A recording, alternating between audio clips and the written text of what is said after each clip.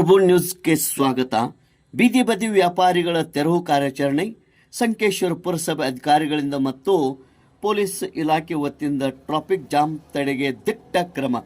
ರಸ್ತೆ ಬದಿಗೆ ವ್ಯಾಪಾರ ಮಾಡುವವರು ಯಾರಿಗೆ ಹೆದರದೆ ಅಂಜದೆ ಬಗ್ಗದೆ ಧಾರಾಳವಾಗಿ ರಸ್ತೆಯಲ್ಲಿಯೇ ವ್ಯಾಪಾರ ಮಾಡುವುದು, ಕೆಲವು ಕಡೆ ಅತಿಕ್ರಮವಾಗಿ ಮಾಡಿದ ಸ್ಥಳಗಳಲ್ಲಿ ವ್ಯಾಪಾರ ಮಾಡುವುದು ಸಂಕೇಶ್ವರದಲ್ಲಿ ನಡೆದದ್ದು ವಿಷಾದನೀಯ. ಆದರೆ ಸಂಕೇಶ್ವರ ಪುರಸಭೆ ಅಧಿಕಾರಿಗಳು, ಪುರಸಭೆ ಸದಸ್ಯರು, ಪೊಲೀಸ್ ಇಲಾಖೆಯವರು ಜಂಟಿಯಾಗಿ ಇಂದು ಸೋಮವಾರ ದಿನಾಂಕ 23 ಡಿಸೆಂಬರ್ 2024ರಂದು ತೆರವುಗೊಳಿಸುವ ಕಾರ್ಯಾಚರಣೆಯಲ್ಲಿ ಪ್ರಾರಂಭ ಮಾಡಿದರು. ಇದರಿಂದ ಎಲ್ಲೆಡೆ ಸಂತಸ ವ್ಯಕ್ತವಾಗಿದೆ ಮತ್ತು ರಸ್ತೆ ಖುಲ್ಲಾ ಆಗಿರುತ್ತದೆ.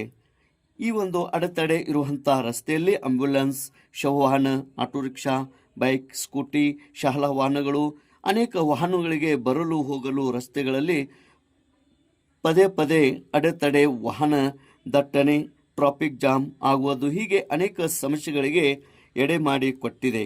ಆದರೆ ತೆರವು ಕಾರ್ಯದಿಂದ ಸುಗಮ ಸಂಚಾರಕ್ಕೆ ಅನುಕೂಲವಾಗಿದೆ. ಎಲ್ಲ ವ್ಯಾಪಾರಸ್ಥರು, ನಾಗರಿಕರು ಸಹಕರಿಸಬೇಕು ಎಂದು ವಿನಂತಿಸಲಾಗಿದೆ.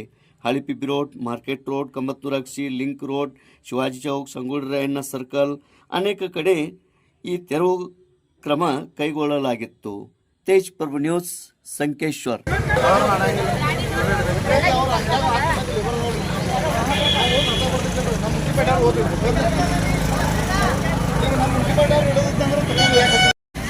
ಸುಗಮ ಸಂಚಾರಕ್ಕೆ ಖಾಲಿ ಆದ ಈ ಸಂತೆ ರಸ್ತೆ